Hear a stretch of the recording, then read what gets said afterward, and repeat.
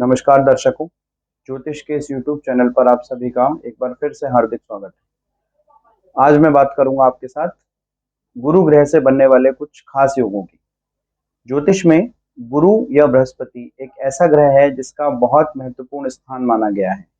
यदि कुंडली में गुरु ग्रह अनुकूल है तो व्यक्ति काफी ऊंचाइयों पर जा सकता है, और यदि गुरु ग्रह प्रतिकूल है, उसके अपोजिट है, तो वो व्यक्ति को बहुत नीचे ले आता है। मैं यहाँ पर बात करूंगा गुरु ग्रह से बनने वाले कुछ खास योगों की। अब योगों का निर्माण ज्योतिष में वो चार चीजों से होता है। वो चार चीजें कौन कौन सी हैं? सबसे पहले ग्रह, फिर नक्षत्र, फिर राशियां और फिर भाव। ये चार चीजों के मिलन से, ग्रह, नक्षत्र, भाव और राशियों के मिलन से कुछ योगों का निर्माण ज्योतिष में किया जाता है, हो जाता है। ज्योतिष में ये चारों अगर आपस में मिलते हैं तो कुछ योग बनते हैं। ये योग शुभ भी हो सकते हैं और अशुभ भी। शुभ योग शुभ फल देते हैं, और अशुभ योग जिनको हम दुर्योग कहते हैं वो जीवन में अशुभ फल देते हैं।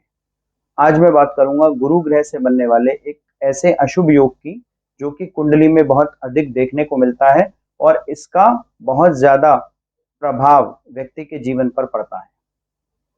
मैं बात करूंगा गुरु चांडाल योग की। गुरु चांडाल योग सबसे पहले हम समझेंगे होता क्या है। गुरु चांडाल योग का निर्माण कुंडली में कैसे होता है?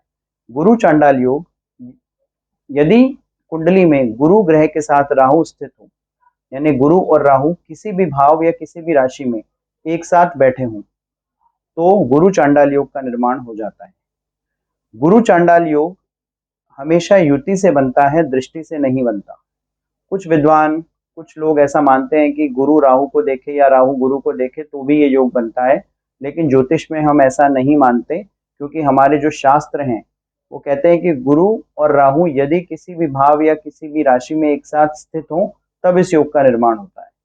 और इस योग का महत्वपूर्ण, इस योग का एक अपना एक अलग से प्रभाव व्यक्ति के जीवन पर देखने को मिलता है। गुरु ग्रह अपने आप में बहुत महत्वपूर्ण है। यदि वो राहु के साथ बैठ जाए, और वो भी कुंडली के शुभ भावों में। अब कुंडली के शुभ भाव कौन से होते हैं? लग्न में, पंचम में, सप्तम में और नवम में। यदि गुरु राहु के साथ स्थित हो लग्न में, पंचम भाव में, सप्तम भाव में और नवम भाव में, अगर गुरु राहु के साथ स्थित हो तो ऐसी स्थिति में ये व्यक्ति के जीवन में बहुत सारी समस्याएं पैदा करता है। व्यक्ति को तरह तरह की समस्याएं जीवन में उठानी पड़ती हैं। व्यक्ति चाह करके भी बहुत सफल नहीं हो पाता, बहुत प्रयास करने के बाद भी उसको सफलताएं नहीं मिल पाती। ऐसा व्यक्ति जीवन में बहुत उतार चढ़ाव देखता है, और उसका निरादर भी होता है। वो खुद से डिसीजन नहीं ले पाता, और कभी कभी तो वो ऐसे डिसीजन ले लेता है जो कि आगे चलकर उसके लिए गलत साबित होते हैं और उसको एकदम से नीचे गिरा देते हैं। व्यक्ति अपने आप को डिक्टेटर यानी तानाशाह समझने लगता है, क्योंकि गुरु ग्रह ज्ञान का प्रतीक है, और राहु यदि उसके साथ स्थित होगा तो व्यक्ति के ज्ञान में राहु जो है वो ग्रहण लगा देता है। तो ऐसी स्थिति में ज्ञान ठीक से कार्य नहीं कर पाता और व्यक्ति गलत निर्णयों की ओर चल पड़ता है। सबसे बड़ा एक जो दोष है इस योग का वो ये है कि व्यक्ति में चारित्रिक कमजोरी अधिक देखने को मिलती है। व्यक्ति चारित्रिक तौर पर कमजोर हो जाता है, उसके चरित्र में कुछ ऐसी चीजें देखने को मिलती हैं जो कि अच्छी नहीं है। तो ये इस गुरु चांडाल योग का एक खास दोष है। ऐसी स्थिति में व्यक्ति को गुरु चांडाल योग से बचने के लिए क्या क्या उपाय करने चाहिए, आज हम इसकी बात भी करेंगे। यदि महिलाओं की कुंडली में गुरु और राहु सप्तम भाव में स्थित हो तो ऐसी स्थिति में वैवाहिक जीवन नष्ट हो जाता है, या कभी कभी तो दो शादियों के योग भी बना देता है। नवम भाव में अगर ये योग बनेगा तो व्यक्ति का भाग्योदय नहीं होने देगा, व्यक्ति को कदम कदम पर परेशानियों का सामना करना पड़ेगा। अगर पंचम भाव में ये योग बन जाए तो व्यक्ति अपनी बुद्धि से जो निर्णय लेगा वो गलत होंगे, उसको बिल्कुल नीचे गिरा देंगे। और लगन में ये योग बनेगा तो व्यक्ति में निर्णय लेने की क्षमता का अभाव होगा। ऐसा व्यक्ति कभी भी सही निर्णय नहीं ले पाता, और जीवन में बहुत परेशानियां उठानी पड़ती हैं, बहुत स्ट्रगल करने के बाद वो कुछ कर पाता है। तो यदि कुंडली में गुरु और राहु एक साथ स्थित हों तो इस दोष से बचने के लिए हमें क्या उपाय करने चाहिए, इस पर एक नजर डालते हैं। सबसे पहले, यदि ये दोष कुंडली में स्थित हो, यानी गुरु राहु एक साथ किसी भी भाव या किसी भी राशि में स्थित हो, तो हमें क्या करना चाहिए? सबसे पहले तो हल्दी की माला लेकर 108 बार गायत्री मंत्र का जाप सुबह सुबह स्नान करने के पश्चात करना चाहिए। ऐसा करने से गुरु चांडाल दोष भंग होता है। दूसरा उपाय बताता हूं।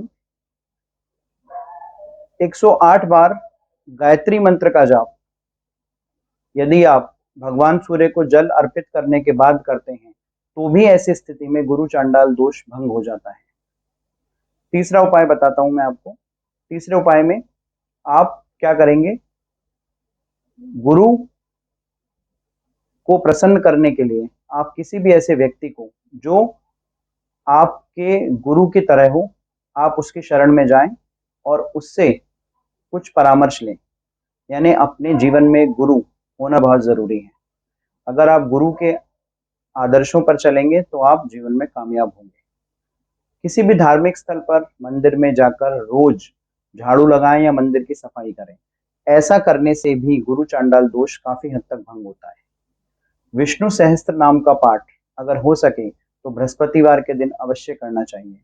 व्यक्ति स्नान करने के पश्चात बृहस्पतिवार को सुबह पीले कपड़े धारण करके विष्णु और लक्ष्मी जी की प्रतिमा को सामने रखकर श्री विष्णु सहस्त्र नामावली का पाठ करें, तो ऐसी स्थिति में गुरु चांडाल दोष भंग हो जाता है। गुरु चांडाल दोष का एक और नकारात्मक प्रभाव जो देखने को मिलता है, वो हमारी सेहत पर देखने को मिलता है या हमारे घर के बड़े बुजुर्गों की सेहत पर देखने को मिलता है। अब वो बुरा प्रभाव क्या है? वो बुरा प्रभाव है कि हमारे पेट से संबंधित, लीवर से संबंधित, आंतों से संबंधित और मोटापे से संबंधित काफी रोग ये योग हमें दे देता है। यदि कुंडली के छठे घर में गुरु राहु बैठे हों या अष्टम भाव में गुरु राहु बैठे हों या द्वादश भाव में गुरु राहु बैठे हों, तो ऐसा व्यक्ति जीवन पर्यंत रोगों से लड़ता रहता है। पेट के रोग, लीवर के, आमाशय के या किडनी के, इस तरह के रोग गुरु और राहु मिलकर दे देते हैं और ऐसा व्यक्ति जीवन भर इन रोगों से लड़ता रहता है। कभी कभी तो ये योग इतना बुरा प्रभाव देता है कि व्यक्ति कैंसर तक की बीमारी से जूझता नजर आता है और इसका कोई निदान डॉक्टर को समझ नहीं आता, क्योंकि कैंसर का कोई इलाज नहीं है। तो यदि गुरु शुभ प्रभाव में कुंडली में देखने में आए तो बहुत शुभ फल देता है, लेकिन यही गुरु अगर अशुभ हो जाए तो व्यक्ति के जीवन को नरक बना देता है। तो ऐसी स्थिति में यदि गुरु चांडाल योग किसी की कुंडली में हो तो उसे किसी गुरु की शरण में अवश्य जाना चाहिए। हाँ, अगर कोई गुरु नहीं है तो भगवान शिव को या भगवान श्री राम को वह अपना गुरु मानकर उनके आदर्शों पर चलने का प्रयास करें और उनकी भक्ति में लीन रहें।